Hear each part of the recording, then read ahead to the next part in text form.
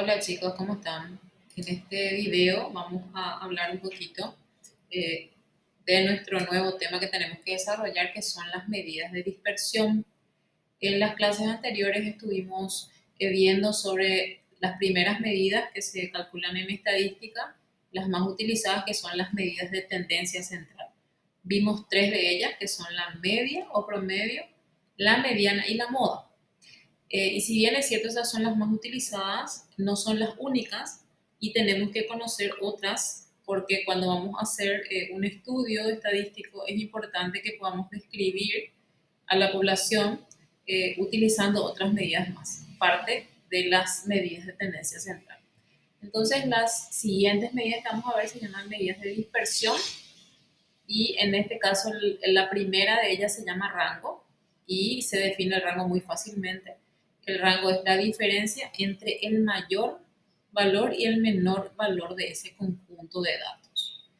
Entonces, para poder calcularlo, simplemente tenemos que determinar cuál es el máximo valor de ese conjunto de datos y cuál es el mínimo y restarlos. ¿Sí?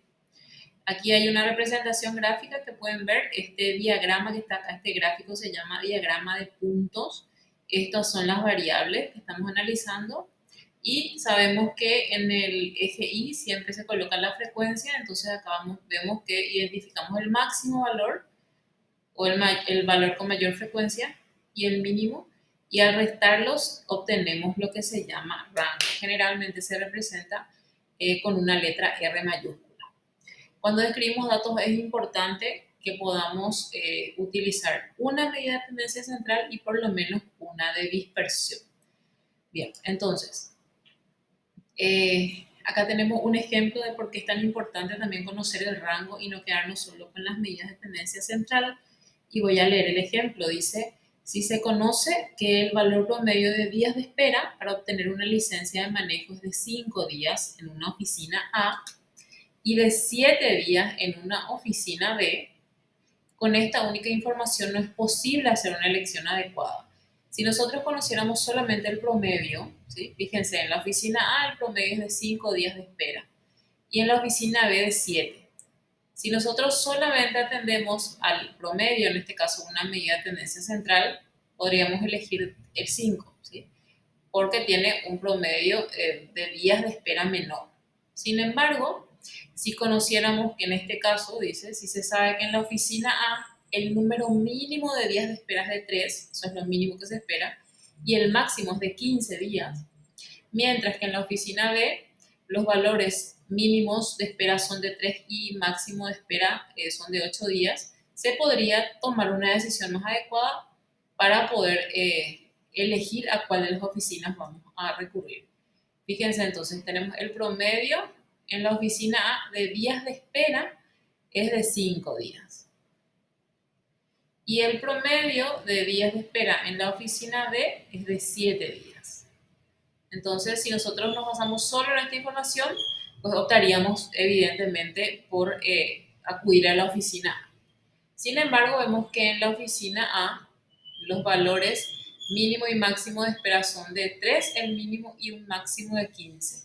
Entonces, si calculamos nosotros el rango, en este caso de la oficina A, restando el número máximo de días de espera, que es 15, con el mínimo, que es 3, obtenemos que el rango en la oficina A es de 12 días de espera. Esa es la máxima diferencia en días de espera que pudiéramos tener. Y si analizamos en la oficina B, los días máximo y mínimo de espera son 8 y 3. Entonces, si calculamos el rango en la oficina B, sería 8 menos 3, el resultado nos daría 5 días. Entonces, por más que el promedio de días de espera en la oficina A sea de 5, vemos que el rango es de 12, es mucho mayor. Entonces, es importante hacer este análisis, ¿verdad? Entonces, acá un pequeño ejemplo para que ustedes puedan darse cuenta que no necesariamente tenemos que quedarnos solo con las medidas de tendencia central y tiene que ir siempre nuestro estudio acompañado de una medida también, en este caso, de dispersión, que es lo que estamos viendo. Aquí había algunas características del rango que dice, por ejemplo, que cuando el rango es menor, el grado de representatividad de los valores centrales se incrementa, ¿sí? Entonces, a menor rango es más representativo, digamos, la medida de tendencia central que estamos utilizando, ¿sí? Entonces, en este caso, por ejemplo, como la oficina B tenía un rango menor, yo puedo decir que 7-10 es mucho más representativo, ¿verdad? Estuvimos viendo también las propiedades del promedio en la clase pasada y vimos que los valores, eh, todos los valores afectan al promedio porque se utilizan todos, ¿verdad? Entonces, a menor rango, esta media es más representativa, digamos. Puedo confiar más, digamos, en ese promedio. A medida que el rango es mayor, dice la segunda característica, la distribución está menos concentrada o más dispersa, ¿sí? Entonces, cuando mayor es el rango, como en este caso acá, A, entonces está más dispersa, más dispersos los datos. Tiene una gran aplicación en procesos de control de calidad, vamos a ver esto después en nuestros ejemplos de aplicación, y tiene el inconveniente en realidad de que solo depende de los valores extremos. Basta que uno solo se separe mucho y en realidad ya va a afectar bastante al rango. Porque también aquí de todas las personas de repente que asistieron a la oficina para poder sacar este promedio y este rango, puede ser que uno haya esperado muchísimo, muchísimos días, ¿verdad? Por A o B motivo, y ese valor fue el que afectó y tenemos que 15 días es lo máximo que se esperó, ¿verdad? Entonces, en realidad el rango queda bastante afectado por los valores extremos. Y aquí tenemos otro ejemplo para que puedan comprender mejor todavía cómo no podemos quedarnos solo con el promedio y también es importante hallar en la media. Vamos a calcular, acá tenemos dos conjuntos de datos, un conjunto 1 y un conjunto 2. Vamos a calcular primero el promedio de este primer conjunto. Entonces, sabemos que el promedio es la sumatoria de todos estos datos dividido entre el total de datos. En este caso, si sumamos todo esto nos da 50 y como hay 5 datos, el promedio entonces es de 10. Para este segundo conjunto de datos, vamos a llamarle promedio 2, que también tiene 5 datos, ¿verdad? Si sumamos todo esto, la sumatoria también es 50 y el promedio también es 10. Entonces, fíjense que los promedios son iguales en ambos conjuntos.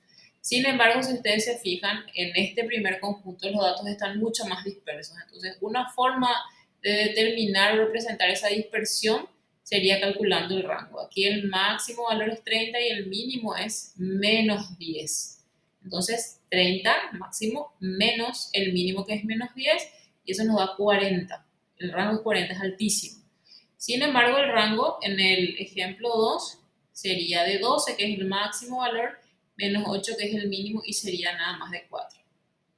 Imagínense 4 de rango y 40 de rango. ¿Esto qué significa entonces? En este caso, como el rango es menor, 4, podemos decir que este promedio es mucho más representativo que en el caso 1. ¿Sí? Esta es la primera medida entonces de dispersión que vamos a ver y la siguiente vemos en el próximo video.